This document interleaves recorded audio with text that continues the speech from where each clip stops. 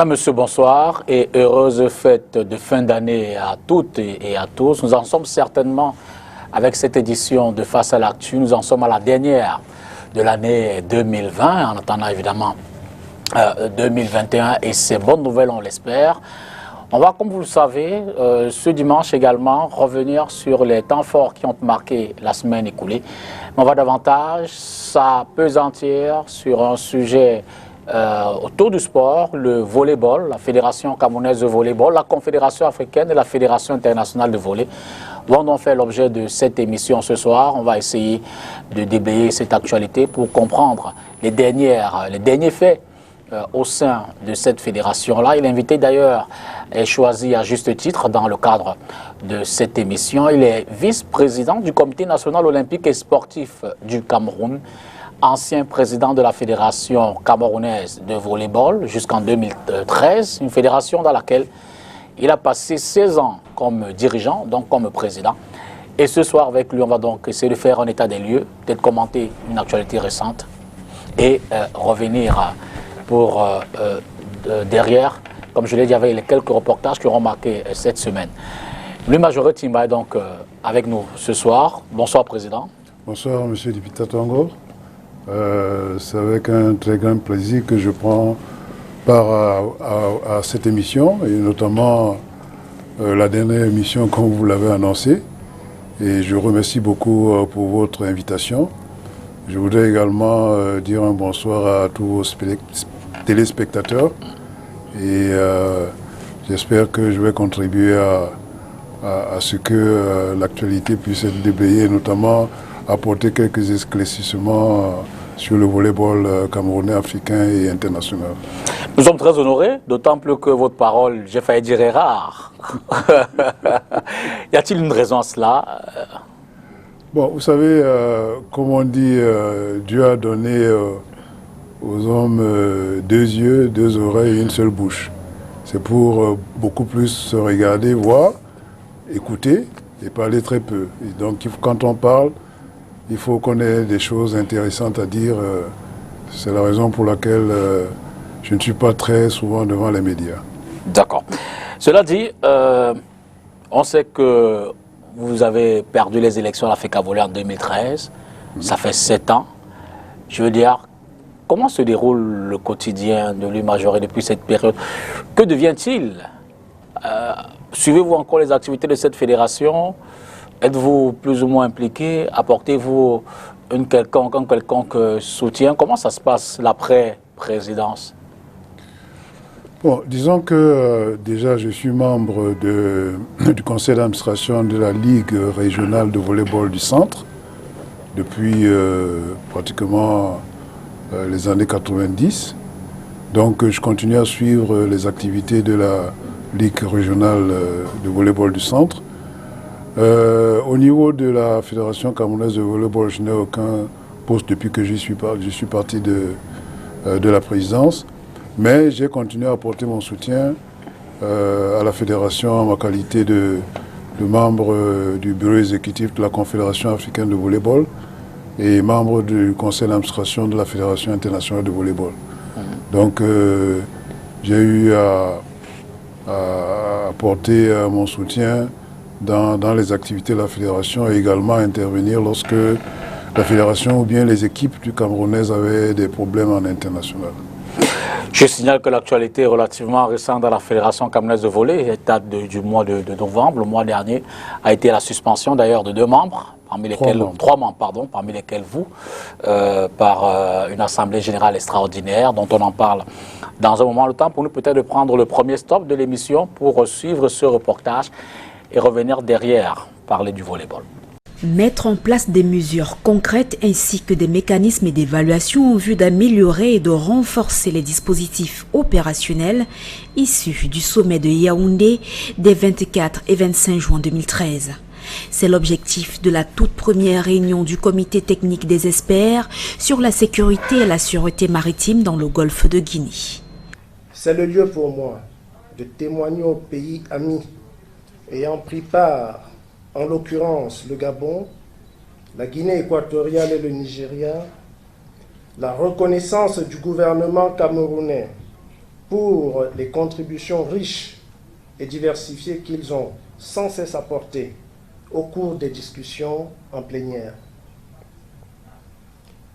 Aux experts en particulier, je voudrais préciser qu'ils ont été à la hauteur de leur mission, en balisant parfaitement le chemin pour les discussions multilatérales qui conduiront à très court terme, j'en suis rassuré, à la validation des process pour un travail d'ensemble dans nos espaces maritimes communs.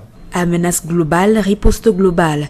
Tel est l'appel lancé par le chef de l'État camerounais Paul Biya le 8 janvier 2015 en réponse aux vœux du corps diplomatique accrédité en République du Cameroun au sujet de la piraterie. Retour sur ce plateau, je le rappelle, nous sommes avec Louis Majoré Timba, l'ancien président de la Fédération camerounaise de volleyball, vice-président du Comité national olympique et sportif du Cameroun. Président, s'il vous était demandé aujourd'hui de jeter peut-être un regard sur faire un état des lieux du volleyball camerounais, africain et international aujourd'hui, en quelques mots, qu'en diriez-vous? Bon, je vais commencer par le volleyball camerounais.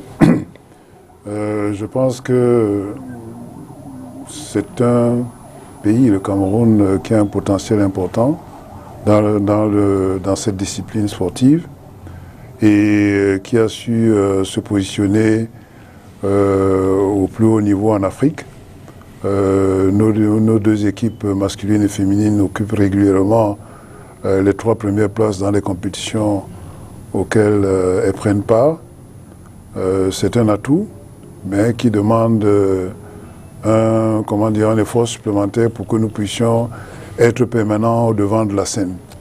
En ce qui concerne le volleyball africain, il est dominé par quelques pays. En masculin, c'est essentiellement l'Égypte, la Tunisie, le Cameroun. Et en féminin, c'est le Kenya, le Cameroun et dans une moindre mesure l'Égypte.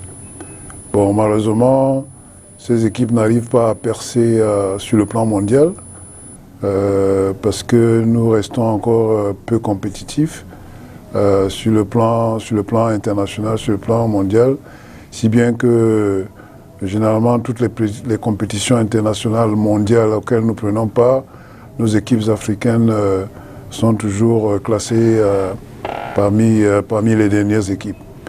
Mais bon, il y a quand même eu un renouveau il y a quelques années où l'Égypte a pu gagner une compétition internationale organisée par la Fédération internationale de volleyball en masculin, et puis le Kenya en dames.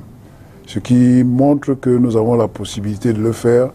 Ben, il faudrait peut-être que les pays où les sponsors investissent beaucoup plus de moyens sur le volleyball comparativement avec ce qui se fait dans le football. Alors, loin des terrains, essayons donc de parler de l'administration, de la gestion du volleyball. Tout récemment, se sont déroulées des élections à la Confédération africaine de volleyball. Vous avez suivi cette actualité-là. Comment ces élections se sont-elles déroulées? Bon, disons que ce sont des élections qui étaient initialement prévues au mois de juin-juillet, qui étaient prévues initialement en Égypte, mais après, des instructions sont venues de la Fédération internationale de volleyball demandant que les élections continentales dans tous les continents ne se tiennent pas dans des pays dont il y avait un ressortissant qui était candidat à la présidence. Si bien que ces élections ont été envoyées en Afrique du Sud. Malheureusement, avec la Covid-19, il a été difficile de pouvoir tenir ces élections en Afrique du Sud compte tenu de la pandémie, de l'importance de la pandémie dans cette région. Ensuite, le président de la Confédération africaine de volleyball a voulu les tenir en présentiel au Niger, mais la majorité des présidents de fédération a refusé, si bien que finalement, les élections se sont tenues en visioconférence le 25 octobre 2020. Bon, il y avait 2 candidats à la présidence, le sortant, le président égyptien Dr Ahmed Wani, et puis une nouvelle candidate, Madame Bouchra Ajij, présidente de la Fédération royale marocaine de volleyball. Bon, je pense que tout le monde connaît les résultats. Madame Bouchra Ajij a gagné par 42 voix contre 12 sur les 54 pays, ce qui ne demande aucun commentaire. On comprend bien que l'Afrique avait besoin d'un changement, voulait un changement, et a voté donc pour qu'il y ait un changement effectif au sein de la tête, plus précisément à la tête de la Confédération africaine de volleyball. Alors on est peut-être surpris, j'ai failli dire, de l'absence des Camerounais dans ces élections-là éventuellement, mais je voudrais savoir avant, quelles sont les conditions d'éligibilité des différents acteurs à chacun des postes? D'accord. Bon, pour le poste de président de la Confédération, il faut être forcément membre du conseil d'administration existant. Si vous n'êtes pas membre, vous ne pouvez pas présenter votre candidature. Pour ce qui est des postes de vice-président, ou bien pour les postes du bureau exécutif, comité exécutif en particulier, il faut avoir été ancien membre du comité exécutif, ou alors avoir été membre d'une commission ou président d'une commission de la Confédération africaine de volleyball. Voilà les principales conditions en ce qui concerne le comité exécutif. Maintenant, le comité exécutif est complété par les présidents de zone. Et les présidents de zone, il y a 7 zones en Afrique. Les présidents de zone sont élus par les pays qui font partie de chacune des zones. Voilà comment les élections se déroulent au sein de la Confédération africaine de volleyball. Au niveau du comité exécutif, vous avez donc le président, vous avez les vice-présidents, il y a 6 vice-présidents, vous avez les membres représentant la Confédération africaine de volleyball à la Fédération internationale de volleyball, ils sont 3, ces membres-là, et vous avez 2 membres du genre minoritaire. Voilà comment est composé le comité exécutif, et comme je vous l'ai dit, il est complété par les présidents de zone pour former le conseil d'administration. Et que dit des Camerounais dans ce schéma-là? Il n'y a aucun Camerounais, parce que j'étais le seul Camerounais qui faisait partie de l'exécutif depuis 2001. Il y avait un Camerounais qui était candidat, le président actuel de la Fédération camerounaise de volleyball, M. Aboué Maboul, mais qui a retiré sa candidature juste après les élections, l'élection du président de la Confédération africaine de volleyball. Justement, vous n'êtes pas sans savoir que ces sujets-là font probablement partie, si on s'en tient à l'un des motifs de votre suspension, des éléments qui ont évidemment conduit à votre radiation de la fédération. Il vous est reproché, à vous et aux 2 autres Camerounais qui ont été suspendus ou alors radiés, d'avoir fait de la haute trahison à l'égard du volleyball camerounais, même du Cameroun, en soutenant un candidat autre que celui peut-être que l'Afrique Volley aurait bien voulu soutenir. Alors, lui, Majoré Timba, avez-vous, j'ai failli dire, pour emprunter au sport roi, le football, marqué un but contre votre camp? Êtes-vous monté au filet pour revenir au volley contre le vert jaune? Non, je ne pense pas que ce serait le cas de le dire. Le problème qui se pose, c'est que, comme je vous ai dit, il y avait un vent de changement au sein de l'Afrique. Et ce vent de changement-là s'est manifesté relativement tôt, puisque si les gens n'en étaient pas encore conscients, au mois de juin déjà, les élections ont eu lieu en octobre, au mois de juin déjà, il y avait un groupe important d'une trentaine de fédérations qui avait exprimé clairement son souhait, 30 sur 54, ça fait plus de la majorité, qui avait exprimé son souhait pour qu'il y ait des changements au sein de la Confédération africaine de volleyball. Mais avant ça, depuis 2017 déjà, la gestion du président de la Confédération africaine de volleyball a été remise en cause, si bien que les subventions qui étaient reçues de la Fédération internationale de volleyball ont diminué au fil des années pour atteindre le niveau 0 en 2019 et en 2020. Donc, celui qui connaît le contexte africain, international, devait le savoir qu'il y a très peu de chances que le président de la Confédération africaine de volleyball à l'époque soit réélu. Donc, notre rôle, c'est de pouvoir attirer l'attention, et c'est ce que nous avons fait en expliquant au président de la Fédération camerounaise de volleyball que soutenir le président de l'époque, l'Égyptien, serait une grave erreur, non seulement pour le pays, le Cameroun, mais également pour les ambitions que les Camerounais pourraient avoir pour occuper l'un ou l'autre des postes. Vous savez, moi, j'ai un rôle, je pense, que, compte tenu de l'expérience que j'ai sur le plan africain, si je me rends compte que quelqu'un est en train d'aller tomber dans un trou, il est de mon devoir de l'en informer. Je ne peux pas l'accompagner dans cela. Bon, je pense que la Fédération camerounaise de volleyball avec ses propres convictions.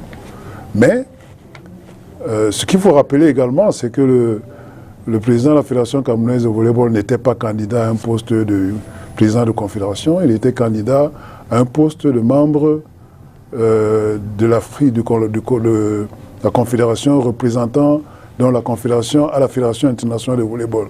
D'accord. Et il aurait pu occuper ce poste-là, il aurait pu gagner cette élection s'il avait suivi la majorité de ce que toutes les fédérations africaines, enfin ce que la majorité des fédérations africaines voulaient, le changement. Donc je ne me considère pas comme avoir marqué un but contre mon camp. Excusez-moi, je voulais compléter en disant que bon, ça ce sont les supputations que vous dites, mais la décision de radiation et de paix de membres ne dit rien. On parle de manquements graves au texte de la Fédération camerounaise de volleyball.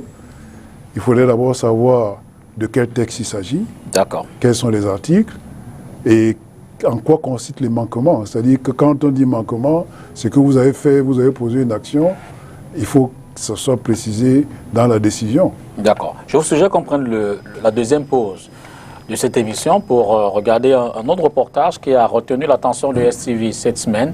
Et on revient juste derrière pour suivre cet échange avec vous, Monsieur le Président. Merci. Coupure du ruban, symbole du lancement officiel de la première édition du festival de Douala baptisé Douala Fiesta.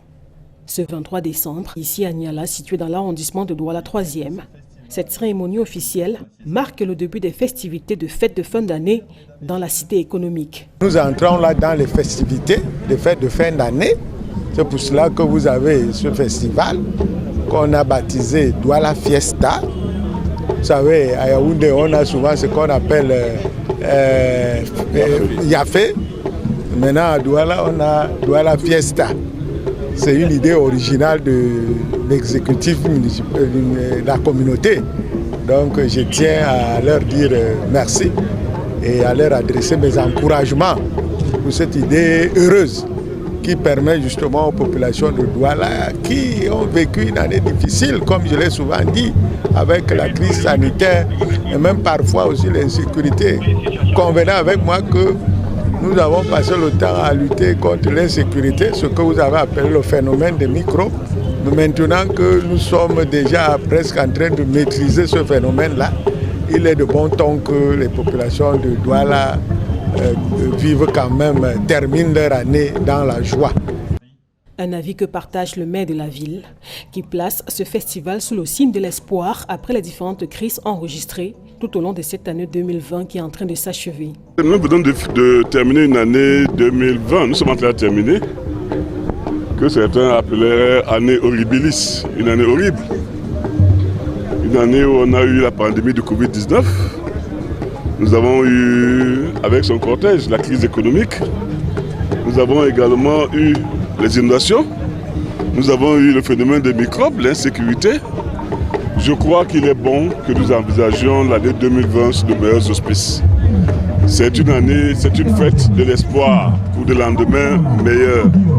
La première édition du festival Douala Fiesta, initiée par la mairie de la ville, se déroule dans les différents arrondissements du département du Vouri jusqu'au 2 janvier 2021. Président, justement, dans ce cadre-là, êtes-vous souvent consulté du haut de votre expérience locale, continentale et mondiale? Avez-vous l'écoute de la Fédération camerounaise de volleyball? Non. Je dois le dire, je ne suis pas consulté, mais j'ai eu à intervenir à plusieurs reprises parce que chaque fois que nos équipes allaient en compétition internationale, les problèmes qui se posaient, la Fédération internationale me demandait d'essayer de trouver des solutions à ces problèmes et c'est ce que j'ai fait. Bon, je suis régulièrement consulté par la Ligue régionale de volleyball du centre, dont je fais partie du conseil d'administration. Mais au niveau de la fédération elle-même, je ne me souviens pas avoir reçu des demandes de conseil. Et pourtant, bon, il y a beaucoup de choses que... Chaque fois que j'ai eu l'occasion de le faire, parce que j'ai eu des sollicitations également en international en ce qui concerne la fédération camerounaise de volleyball, j'ai orienté toutes ces sollicitations-là vers le président de la fédération pour qu'il essaye de voir ce qu'il pouvait faire. Mais on a voulu se demander, qu'est-ce qui fait problème? D'autant plus, et vous me reprendrez si je me trompe, que le président de la Fédération camerounaise de volleyball a soutenu votre candidature. Ou alors vous apportez son soutien pour votre présence, vos actions, votre rôle au niveau de la Fédération internationale et la Confédération africaine de volleyball, ou pour retrouver votre poste, il aurait battu campagne pour vous? Bon, battre campagne pour moi, ça je ne saurais le dire. Ce qui est sûr, c'est que pour que vous puissiez présenter une candidature à l'échelon africain ou à l'échelon mondial, vous avez besoin d'un document signé du président de votre fédération, essentiellement pour pouvoir attester que vous faites partie, que vous avez des activités au sein de cette fédération. Bon, maintenant, s'il a battu campagne, bon, je préfère ne pas m'avancer là-dessus. Ce qui est sûr, c'est que je pense être connu au niveau du volleyball africain, du volleyball mondial depuis au moins une dizaine, une vingtaine d'années. Donc, il faudrait pouvoir être connu et être également présent en permanence au sein de cette instance-là pour pouvoir obtenir des résultats, quoi. Mais qu'est-ce qui peut justifier, j'ai failli dire ce désamour, si je peux me permettre ce mot-là, ce détachement? Pourtant, on aurait pu penser, espérer, regarde quand même de votre règne, vos résultats à la tête de cette fédération, au regard de votre rôle au niveau des fédérations internationales, on aurait pu penser que pour la continuité, tout au moins de votre œuvre, ce serait dans la main que vous, l'ancien président, et celui, Serge Abouem, qui est en ce moment président de la fédération, que vous marcheriez ensemble pour davantage relever le volleyball camerounais? Bon, je pense que lui seul peut répondre à cette question. Moi, j'ai toujours montré ma bonne volonté en ce qui concerne nos relations. Donc, sur ce plan-là, et jusqu'à présent, à partir du moment où l'image du Cameroun, où le Cameroun, les intérêts du Cameroun sont en jeu, je suis prêt à donner de moi-même, quel que soit le cas. Bon, donc, je pense qu'il lui revient de répondre à cette question. De mon point, enfin, à mon niveau, je n'ai absolument aucun problème de relation. Mais il y a néanmoins un élément qui frappe. Hein. Vous avez été élu à la commission des finances de la Confédération africaine de volleyball et pourtant vous êtes radié dans votre pays. Bon, ça montre d'abord que les postes que j'occupe en international, je ne les ai pas occupés parce que j'étais président de la Fédération camerounaise de volleyball. C'est peut-être ce que les gens ont tendance à penser. Ce n'est pas parce que j'étais président de la Fédération camerounaise de volleyball. Je suppose, en essayant de rester le plus modeste possible, que c'est à cause ou que c'est grâce aux qualités que j'ai montrées. Et je vais vous dire, pratiquement avant que je n'apprenne même ma réaction, c'est la présidente de la Confédération africaine de volleyball qui m'a envoyé ma décision de radiation du Cameroun, alors que moi-même je ne l'avais pas reçue. Et qui m'a clairement dit que de toutes les manières, elle a besoin de mes compétences, donc vraiment c'est pas ça qui la concerne. Et bon, c'est le même sentiment au niveau de la Fédération internationale de volleyball. Donc, bon, je pense qu'il vaut mieux poser la question au président de la Fédération camerounaise de volleyball pour savoir quel est son problème exactement. Étiez-vous candidat à la présidence de la Confédération africaine de volleyball? Oui, comme je vous l'ai dit depuis 2017, j'avais manifesté effectivement mon souhait de présenter ma candidature à la présidence de la Confédération africaine de volleyball. Et comme je vous l'ai dit, on avait réussi à former un noyau d'une trentaine de fédérations qui soutenaient cette candidature. Bon, malheureusement, comme je l'ai expliqué également, pour pouvoir faire prospérer une telle candidature, il faut que le président de la fédération dont vous êtes issu puisse mettre son visa, ce qui n'a pas été fait par le président de la Fédération camerounaise de volleyball. Donc c'est à ce moment-là que le groupe que nous avions formé a décidé donc de promouvoir la candidature de Mme Bouchra Jige, compte tenu de la volonté manifestée par la majorité des fédérations pour un changement au tête de la Confédération. Mais comment réagit le volleyball camerounais aujourd'hui? Je veux dire, je ne sais pas si je dirais bataille ou cette inimitié, je ne sais pas si c'est le mot est juste, mais que de voir l'ancien président et celui qui est en fonction ne pas forcément aller main dans la main. Comment réagit le volleyball camerounais de votre perception? Bon, je pense que automatiquement il y a des gens qui se mettent dans des camps et qui essaient de justifier les uns et les autres pourquoi ils choisissent tel ou tel autre camp.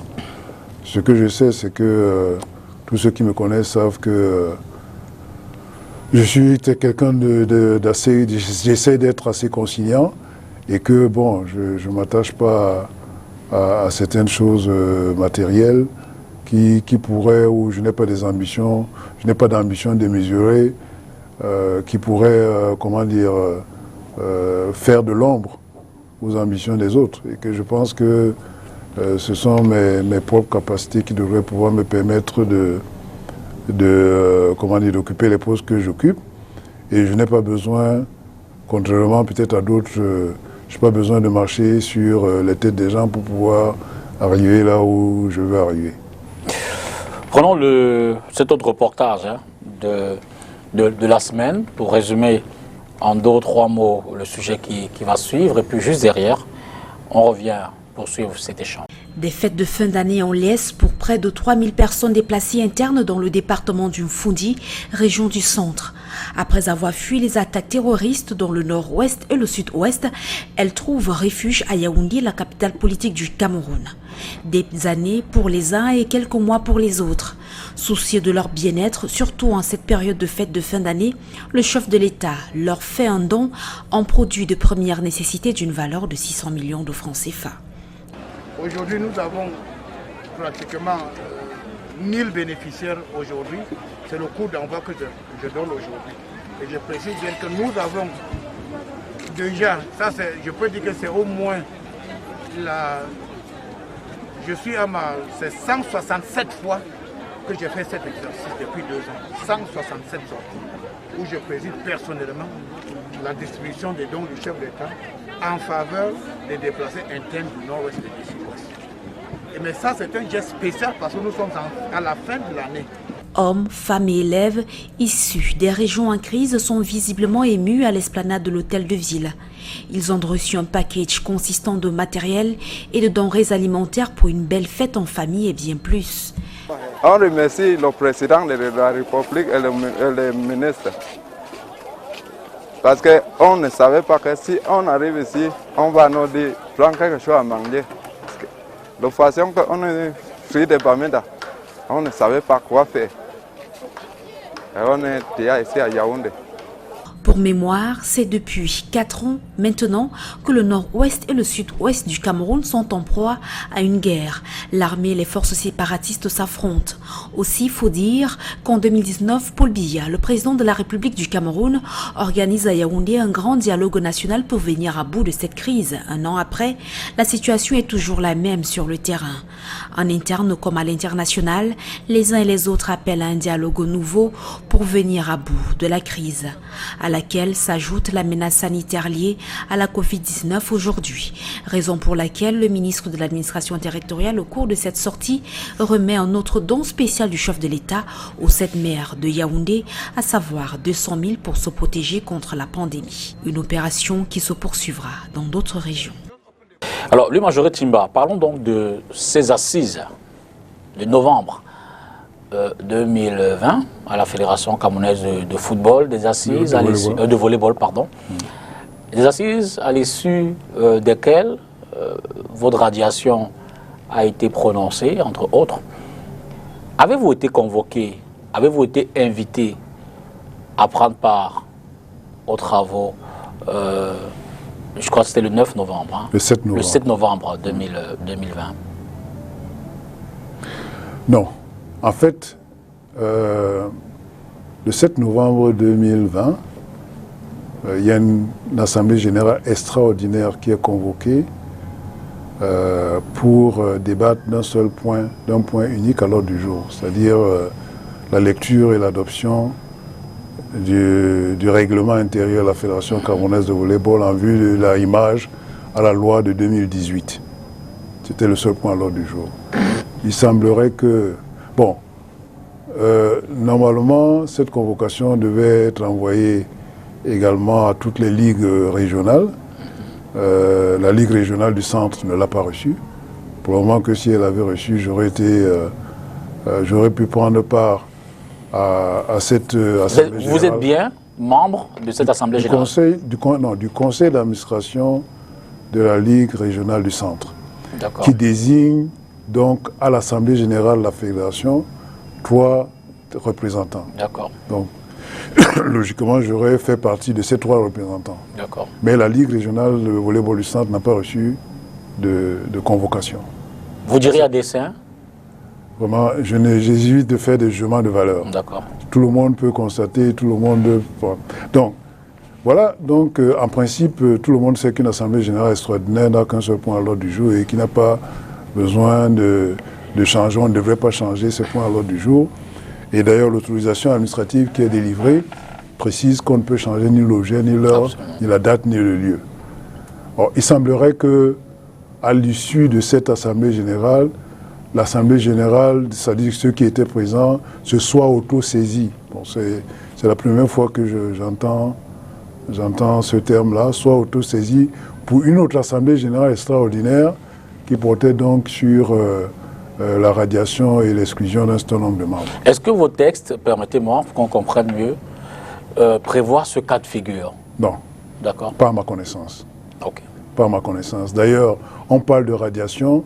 Les statuts de la fédération ne prévoient pas de radiation. La radiation a été introduite dans le projet de règlement intérieur. Or, tout le monde sait qu'un règlement intérieur, c'est un texte d'application. Ce n'est pas pour créer des choses qui n'existent pas ailleurs. Et même si ça avait été le cas, il n'y a pas de rétroactivité. La loi n'est pas rétroactive. C'est-à-dire que si le règlement intérieur est adopté... Avant d'aller dans le fond, parce qu'on est déjà dans le fond, pour que nos téléspectateurs comprennent, il faut encore peut-être expliquer la forme, le préalable. Oui. Donc vous n'étiez pas, je veux dire, votre ligue n'a pas reçu... N'a pas reçu d'invitation. Ni d'invitation, ni de convocation, ni d'explication, rien. Par conséquent, vous n'y étiez pas. Alors, l'Assemblée s'est tenue. Le quorum était-il atteint, d'après ce qui vous est revenu? Le quorum avait-il été atteint? Je ne peux pas le dire. Pourquoi? Parce que dans la décision, il y a une liste de 67 personnes qui ont signé la décision, mais il n'y a pas de qualité. Or, c'est par la qualité que vous savez que cette personne est habilitée à prendre part à une réunion. À partir du moment où vous n'avez pas, les qualités ne sont pas mentionnées, vous ne savez pas qui a pris part, si les personnes qui étaient présentes étaient habilitées à prendre part à cette réunion. Donc ça, c'est un point qu'il faut éclaircir. Ok. L'Assemblée générale a donc eu lieu. On a commencé à effleurer la question des textes, donc une question de fond. En cas d'indiscipline, du moment où vous étiez là et jusqu'à la dernière fois qu'on remonte peut-être les changements de texte, que prévoit la Fédération camerounaise de volley? Je veux dire, en cas d'ultime, si tant il est possible qu'une telle situation puisse se présenter, quel serait le crime le plus grave? Ou alors quelle serait la sanction au crime le plus grave qu'on pourrait avoir, puisque vous dites que la radiation ne fait pas partie? Oui, c'est la perte de la qualité de membre de la Fédération camerounaise de volleyball. C'est ça qui est prévu dans le statut. Mais il faut donc préciser comment on peut perdre la qualité de membre, puisqu'on précise comment on peut acquérir cette qualité, comment on peut la perdre. Donc, la raison évoquée, c'est pour manquement grave au texte de la Fédération camerounaise de volleyball. La moindre des choses serait qu'on dise de quel texte il s'agit. Absolument. Parce qu'à l'époque, au moment où l'Assemblée générale se réunit, il n'y avait que le statut. Il n'y avait pas de règlement intérieur. Donc, quel manquement au texte? Ces textes, il s'agit de quel texte? Et dans ces textes-là, il s'agit de quels articles? Bon, ça, ce n'est précisé nulle part, ce n'est expliqué nulle part. Donc, je ne sais pas. Je prendrais même la décision même qui est là vise en son en-tête la loi de 2011. Loi de 2011 qui a été abrogée depuis 2018. Donc à partir de là, à partir du moment où vous mettez des visas pour des lois qui n'existent plus, votre document là n'a aucune valeur. Enfin, de mon point de vue, je ne suis pas juriste, mais je pense que la logique montrerait que ça n'a pas. C'est un peu comme si vous faisiez référence à quelque chose qui n'existe pas pour prendre une décision. Ça n'a pas de valeur. Vous avez tout à l'heure que vous avez été informé par des canaux, j'ai failli dire non formels, notamment par la présidente de la Confédération africaine de volleyball. Oui. Entre ce moment-là et aujourd'hui, avez-vous eu une notification formelle? J'ai eu une notification formelle le 25 novembre. D'accord. C'est-à-dire quoi, un peu plus de 3 semaines après. Et je pense même que cette notification est arrivée parce que je crois qu'il y a eu une pression pour dire que ce n'est pas normal que les personnes comme vous... Parce que à travers les réseaux sociaux, c'est comme si c'était un tract. Donc la notification a été reçue le 25 novembre et nous avons fait notre requête que nous avons déposée à la Fédération le 5 décembre, donc le 4 décembre plus précisément. Donc nous avons déposé une requête telle que les statuts de la Fédération le prévoient à la Chambre des conflits. Voilà. Alors, bon, je présume que si les messieurs qui se sont assis pour décider de votre radiation l'ont fait, ça veut dire qu'ils ne vous sont peut-être pas forcément favorables. Vous décidez de faire appel de la décision, mais dans les juridictions internes de la Fédération camerounaise de volleyball, êtes-vous serein dans ce contexte? N'avez-vous pas de crainte que si les messieurs qui hier ont décidé de votre radiation se retrouvent encore autour de cette juridiction, le résultat sera le même? Je n'ai absolument aucune crainte, parce que il peut être... je ne suis pas sûr d'ailleurs que la liste de ceux qui ont signé cette décision-là, que ce soit effectivement parce qu'ils ont signé ou alors c'était la liste de présence de participation à cette réunion. Ça, c'est la première chose. D'accord. La deuxième chose, c'est que pour que vous puissiez aller plus loin, il faut d'abord épuiser les voies de recours internes. Absolument. Donc, il faut commencer par la fédération. C'est la deuxième chose. La troisième chose, c'est que ce sont des magistrats essentiellement, d'après ce que j'ai vu dans la composition, qui composent ces chambres. Et je pense que les magistrats du Cameroun ont leur image à défendre et qu'ils vont regarder ces textes et toutes les réclamations que nous avons faites avec toute l'attention nécessaire et vont prendre les décisions qui s'imposent. Donc, je suis vraiment très serein, plus que serein d'ailleurs par rapport à cela.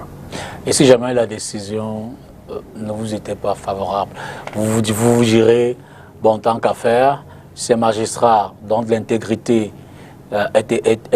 aurait été éprouvée au cours des assises, ces magistrats dont vous créditez tout le professionnalisme et l'expertise, si eux, ils décidaient donc, du moins, si à l'issue des assises, la décision n'était pas favorable, vous laisserez tomber. Je n'ai aucun doute en ce qui concerne l'issue de ma requête, la décision sera favorable. Parce que je vous ai cité un certain nombre d'irrégularités qui sont évidentes et qui sont criardes. Vous savez, même si on attrape quelqu'un en train de tuer une autre personne et qu'on a vu tout le monde, il y a peut-être une centaine de personnes qui ont vu comment on tuait la personne. On ne prend pas la personne et on dit que bon, vous êtes condamné à mort. La personne passe en jugement. Absolument. Et les personnes qui prennent la décision écoutent d'abord ce que la personne a dit, ce qui n'a pas été fait. Ça n'existe nulle part.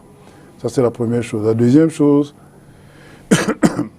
c'est que si, pour une raison, pour une autre, la décision n'est même pas favorable, il y a encore la chambre d'appel. Et la chambre d'appel est composée également de magistrats. Bon, ça va faire beaucoup de magistrats pour que leur probité soit remise en cause. Vraiment, ça m'étonnerait. Mais bon, il y a un chemin qu'il faut suivre. Si jamais en appel également... en d'autres termes, vous êtes prêt à aller jusqu'au bout de la procédure? Jusqu'au bout, jusqu'au TAS si cela est nécessaire. Mais je suis sûr que je n'aurai pas arrivé au TAS.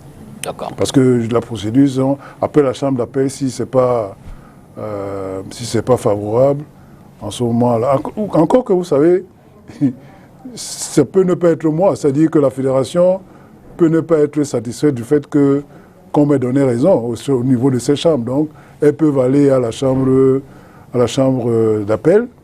Et à la chambre d'appel, toutes les voies de recours en interne sont épuisées. En ce moment-là, c'est la chambre de conciliation et d'arbitrage. Au Comité national olympique et sportif. Voilà. Et après ça, donc, il y a le TAS. Mais j'irai jusqu'au bout et je voudrais d'ailleurs le dire parce que ceux qui ont signé la décision, je me réserve le droit de les attaquer pour diffamation, le moment venu. Diffamation, il y aurait des... Parce que le fait de signer une décision pour des choses qui n'ont pas été prouvées, c'est la diffamation. D'accord. Dis-nous, du temps de votre magistère, si je peux le dire comme ça, quelles étaient vos relations avec votre successeur? Bon, monsieur Aboul Serge Julien a été, au cours de mon dernier mandat, premier vice-président de la Fédération camerounaise de volleyball. Et le mandat précédent, il était trésorier de la Fédération camerounaise de volleyball. Donc il est au sein de la Fédération depuis au moins 8 ans. Enfin, il était depuis au moins 8 ans, avant qu'il ne pose sa candidature pour la présidence de la Fédération. Et pendant ces moments, je veux dire, c'était une collaboration harmonieuse. C'est de ça que je peux juger. Je peux juger que c'était une collaboration qui n'avait pas de problème. D'accord. Bon. Et comment expliquez-vous, je veux dire, au lendemain de votre défaite, qu'il y a comme des problèmes qui se sont installés entre vous? Comme je l'ai dit, les problèmes ne viennent pas de moi. Ok. Donc c'est à lui qu'il faut poser la question. Les problèmes ne viennent pas de moi. Comment voyez-vous l'avenir du volleyball camerounais? Comme je l'ai dit, le volleyball camerounais a un fort potentiel.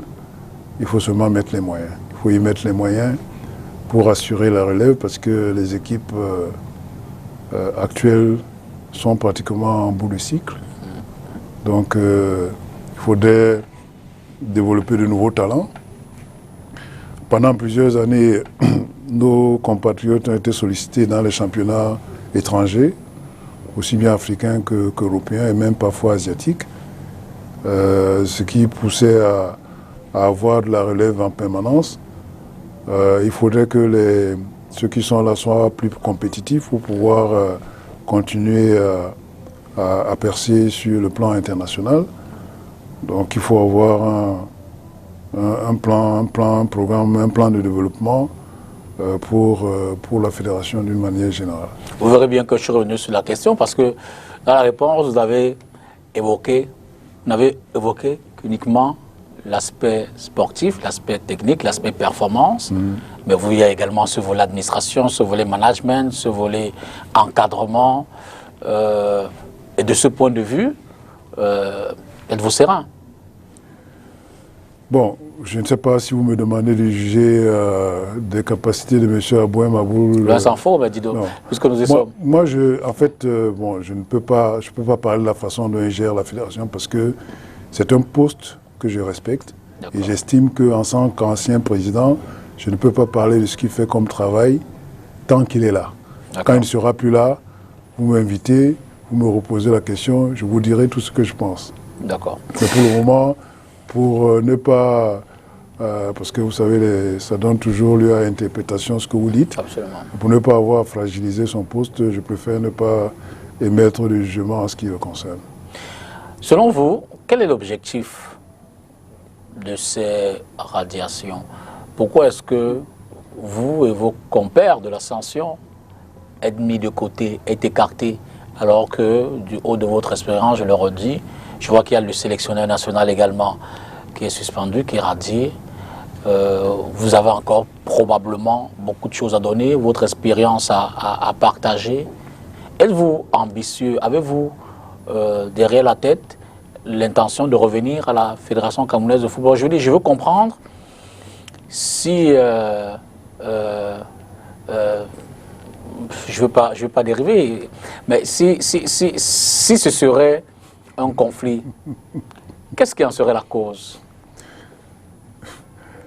Ben, avant de revenir, de répondre à votre question, je voudrais d'abord vous dire que M. Mayam Reniof Blaise, il est effectivement entraîneur national, monsieur, où il était jusqu'à sa radiation. C'est un entraîneur de niveau 3 au niveau de la Fédération internationale de volleyball. C'est le niveau le plus élevé. Il est également instructeur au sein de la Fédération internationale de volleyball. Monsieur Yindi également, c'est un entraîneur reconnu non seulement sur le plan camerounais, mais sur le plan africain et sur le plan mondial, puisqu'il a eu à entraîner des équipes au niveau des États-Unis. C'est également un entraîneur de niveau 3 et qui donc a des capacités qui sont avérées. Ceux qui me connaissent savent que vraiment j'avance, je ne recule pas. Je ne recule pas, je n'ai aucune ambition de revenir. J'ai occupé le poste de président de la Fédération camerounaise de volleyball pendant 16 ans.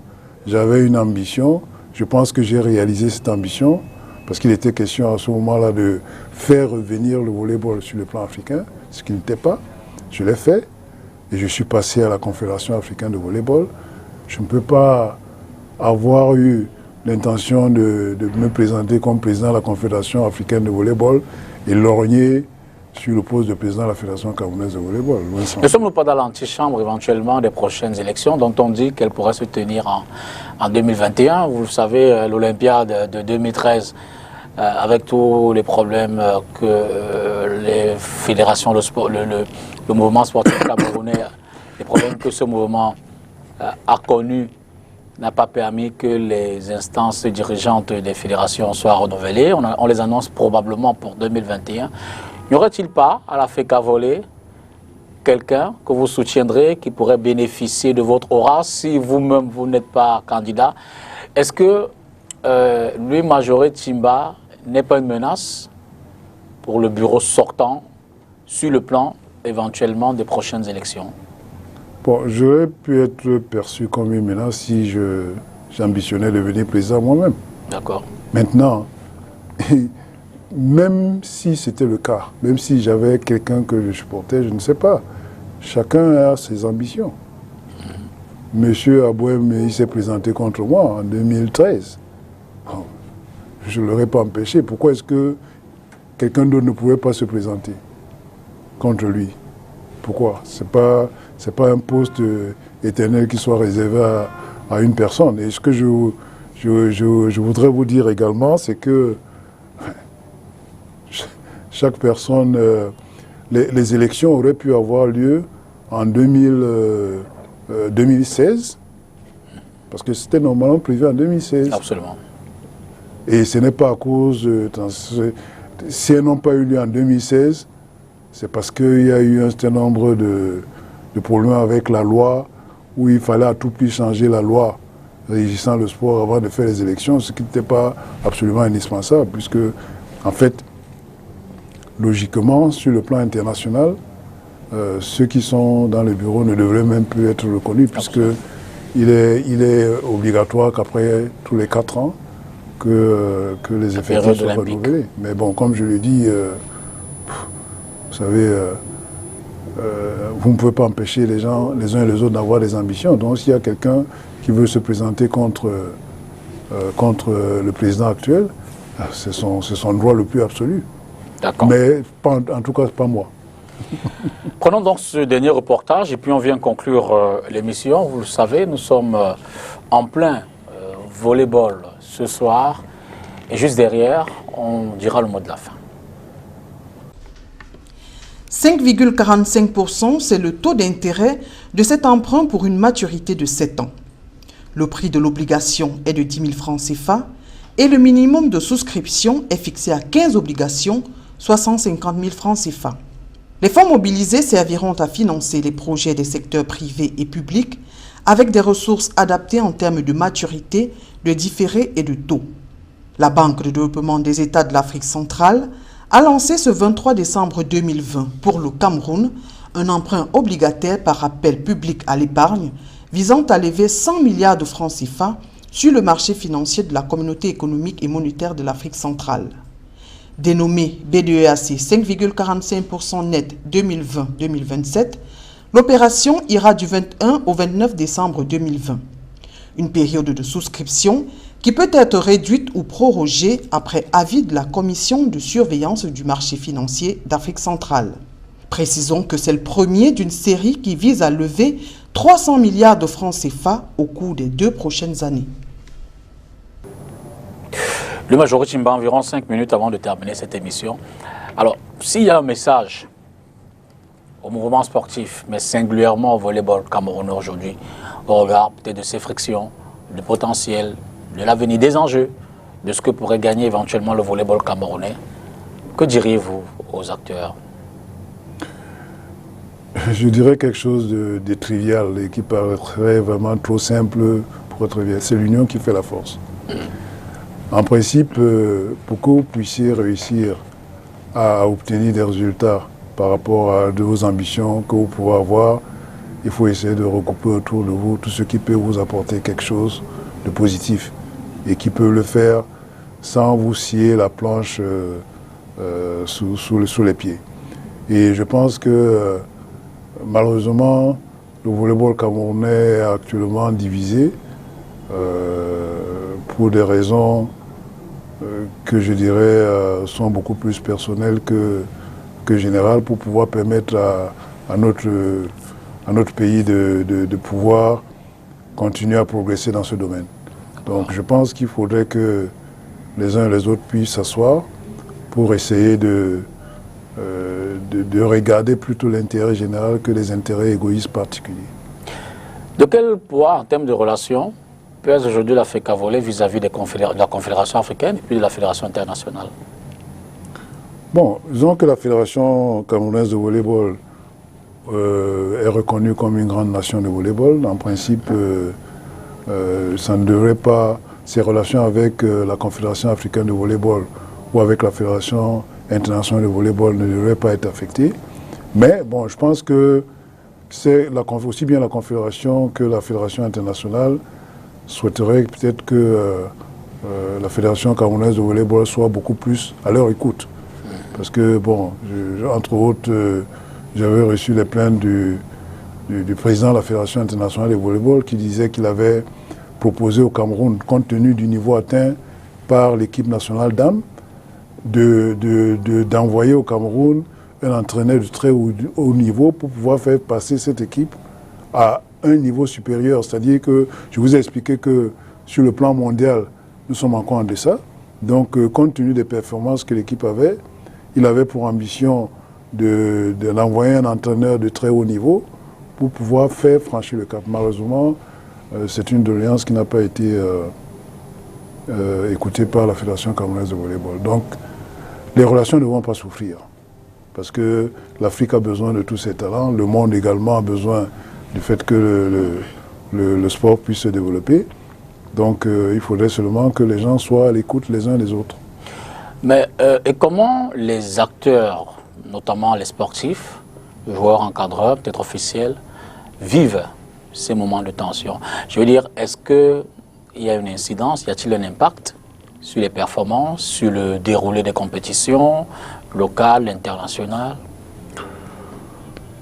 Bon, les joueurs, tout ce qu'ils demandent, c'est de jouer. Hein, absolument. Et de leur mettre en place un cadre qui leur permette de donner le maximum de leur potentiel, quoi. Bon, évidemment, quand il y a des discussions et des choses de ce genre, ça pose un problème. D'ailleurs, ça s'explique, pardon, ça se voit clairement avec les activités au sein de la Ligue régionale du Centre et au sein de la Ligue régionale du Littoral. Où... On vous laisse respirer un peu. Excusez-moi, non, ça va aller, ok. Où, par exemple, dans le littoral, le volleyball ne se joue plus autant qu'il se jouait avant. D'accord. Et puis dans le centre également, bon, je pense que, je ne sais pas si c'est une conséquence de cette situation, mais je pense qu'il y a quand même quelque chose, il y a quand même un rapport par rapport à cela, quoi.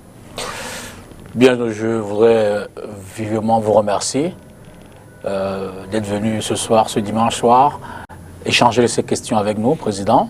Et bon vent au volleyball camerounais, d'autant plus que nous sommes pratiquement en fin d'année, dans l'espoir de nouvelle année 2021 commençant dans quelques jours. On espère vivement que la nouvelle année sera une année de meilleur ou d'apaisement, de meilleurs sentiments en des dirigeants, mais également dans le grand mouvement du volleyball camerounais, africain et mondial. Merci beaucoup. Je voudrais surtout vous remercier parce que, comme je l'ai dit en début d'émission, vous êtes le premier média qui m'invite à essayer de donner mon point de vue sur cette situation et je vous en remercie. J'en profite pour vous souhaiter à vous-même et à toute votre équipe et à toutes vos familles mes vœux les meilleurs pour la nouvelle année. Et également à tous vos téléspectateurs que je sais sont nombreux. J'espère également que cette nouvelle année va apporter de l'apaisement. Mais ce qui est sûr, c'est que ce n'est pas en excluant, en radiant, en faisant faire les membres de qualité que nous allons progresser. Le volleyball camerounais a besoin de tous ces talents. Merci. Merci encore, Louis Majoré Tchimba, je le rappelle, vice-président du Comité national olympique et sportif, ancien président de la Fédération camerounaise de volleyball. Il est également dans les instances de la Confédération africaine de volley. C'est avec lui qu'on termine cette année. Évidemment, votre présence assez remarquée et marquante, nous vous en remercions davantage. C'est donc la dernière édition de Face à l'actu de cette année 2020. On se retrouve en 2021 avec évidemment d'autres sujets. Je voudrais remercier toutes les équipes techniques qui tout au long de l'année ont travaillé autour de ce programme. Remercier les équipes rédactionnelles également de Douala, Yaoundé et partout ailleurs qui ont apporté leur contribution. Et vivement vous souhaiter une très bonne et heureuse année 2021 à vous et à toutes vos familles. Bonsoir et à dimanche prochain.